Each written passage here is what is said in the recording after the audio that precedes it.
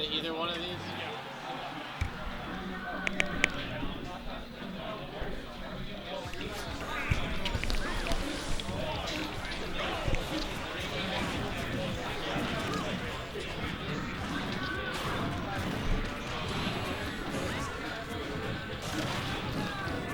You're good. Yeah.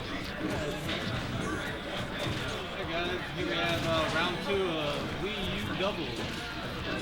Shenron and Hyla versus FlyTy.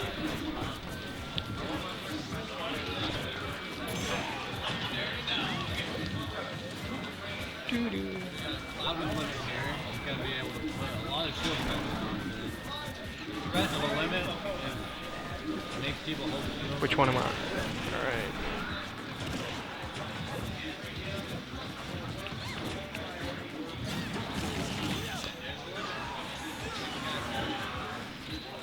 Damn it. All right. It looks like I knocked your audio out. Use this headset for me.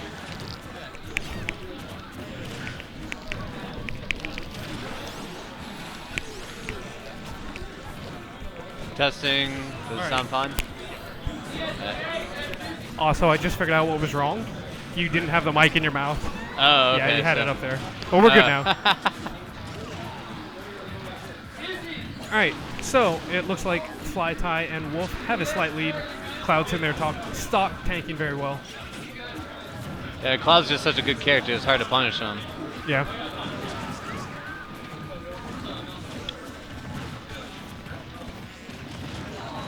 What people need to realize is that when he's trying to come back on stage, that's when you get to punish him because he has to air dodge or attack.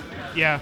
At And the same so- time, you do have to kind of respect his recovery because he's like it's really hard to hit him out of it most of the time. But yeah. Yeah, but for instance, Hyla tried to edge guard him a second ago, and he went high to try to catch a jump when he could just go back on the stage. Yeah. Oh, that was a mistake on Wolf's behalf that lost him a stock.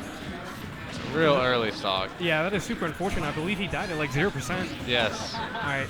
And just like that, Blue takes a solid lead. We switched from a 5 stock to 4 stocks to 4 stocks to 2 stock. Yeah. Oop, and they're even. It's all even. Now we don't actually see a lot of Peaches like in competitive play that much. How do you think Peach fares in like the doubles scene? I think. In the doubles scene, I would say she's probably very good. She's a very spacey character, and doubles in general is a lot more aggressive. So I think she probably suffers from the fact that she doesn't quite have the damage output or the kill potential that some characters do in doubles. But overall, I think she's a really strong character. Yeah. I think you mostly don't see her because she's really complex and very hard to play. Yeah. At the same time, you said she doesn't have a lot of kill potential, and then you team her with Cloud, so that does cover a lot of the options. Oh. Yeah. And Cloud set up his teammate to die to a back air from Captain. Yeah. Looks like red teams have a little bit of problems with synergy. Well, Cloud can definitely still do this. Most definitely, especially with both blue team near kill percent. But that was the perfect example, actually, what I talked about. Ooh, and he misses the tech. But that was a perfect example of what I was talking about punishing Cloud's recovery. Shenron should have covered the air dodge option, and when Hyla went up for the back air, then it would have been a guaranteed punish or kill on Cloud. Yeah. In the 2v1, covering options is so much better, but you have to know which one you're supposed to cover. A lot of times you see people just kind of both covering the same option, and you really can't do that in doubles if you want to close out stocks early. Oh yeah, you always have to have a designated team who goes off stage if he wants, covers the ledge and certain options, and whether if they go high, if they go low, you have to have all your bases covered when in doubles. Yeah. Otherwise you get confusion and you hit your teammate. Yeah, we definitely saw that more than once in that game. All right. So Ty switching off to Palutena. Now Palutena is actually, I'm not gonna say she's a good character, but she's a character that has decent spacing tools. They're limited, but they're strong in their own way. And we've actually seen people get pretty good results with Palutena as a character. I mean, especially here in Georgia, because we have ice. Yes, we do. But other regions actually have had some Palutenas do some well too. So yeah, she's definitely a character that flies under people's radar a good bit. Never ever forward tilt with her. All right. So we see 2 character switches and a switch to town and city. Do you feel like the Mewtwo counterpick on the Palutena was appropriate, or would you like to see, I'm assuming, Shenron stay with his other Pokemon? Well, I definitely think the Mewtwo's, well, first of all, he's a better character in general, and he's definitely a lot stronger here on Town and City. He also has a lot more maneuverability, so I think it was a good, strong pick against Palutena, because Palutena also has increased air mobility, so this way she won't be able to space and dance around him as much. Instead, he'll be doing it to her. Oh, gotta be careful doing rogue shadow balls. Oh, that is super unfortunate for Hyla, just throwing that stock away like that. And Hyla SDs.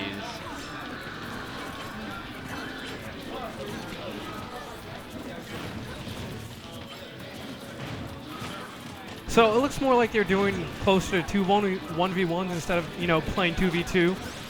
Yeah, actually, a lot of people don't understand the different makeups of positioning on stages. They kind of just play or doubles. Typically, you have a formation of 1-1-2-2 is what you call it. You usually have 2-1-1-2, in which case you're actually having 2 mini 1v1s, and either a team is on the inside or a team is on the outside. Depending on the characters you're playing and the makeup of your team and how you like to play, you should focus on being either the outside or the inside. Now, if you're just having random 2v1s going around, you're going to have a hard time having a lot of synergy. That was a beautiful spike from Hyla. Stock's still pretty even, though, considering both teams have at least 1 suicide. Yeah.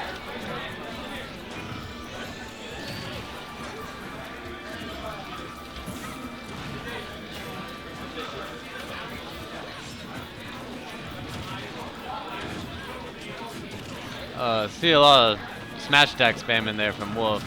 Typically, I always tell people only throw out smash attacks if they're worth it. Yeah. Oh, and ooh. It looked a little bit like Woof was fishing for his kill. He definitely got one, but I can definitely see where he would get punished. Well, he was also using him against Mewtwo, who only had about 60% at the time, so you're definitely not getting a kill. Oh, and Woof SDs again. Yeah, that is another unfortunate instance. And now it's down to the 2v1, 3 stocks to 1. Oh, go ahead. Oh, just things looking a little bit grim for Red Team. Yeah. I believe Woof actually SD because of the buffering system in this game. It actually has a priority of which moves come out first. And in this game, jump is at the end of the list, so attack is at a higher priority. So if you press attack and jump at the same time, it will buffer an attack and not a jump. Now I did not know that. Yeah, it's actually the most common reason why you see people do what Woof did to Zachary right there. He just back aired down in the ground.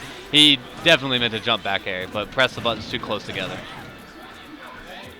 It's very important in Smash to always make sure your inputs are separated by at least a couple frames. Now right now we see Red Team, Blue Team trying to sandwich the Red Team in. They're having a little bit of trouble closing out the kill, but it is still very much in their favor. Yeah, I mean, I definitely agree with that choice there. Yeah, in the 2v1 you really can't go for grabs. Yeah, it's definitely hard, but actually most grabs have a hitbox on them, and if you time the hitbox from the grab to clank with the hitbox from the attack your opponent throws out, then it'll actually leave you unharmed. Oh, so grabs aren't actually that bad of an option. More often than the time, I feel like you see people just wait out for the grab to end or the throw to end and just get the punish there. But yeah, I can definitely see what you're saying. Yeah. Yeah, if they commit to an attack, you typically just try to throw right when they commit to the attack. And if they don't commit to the attack, you pick your fastest throw option and hope. Yeah.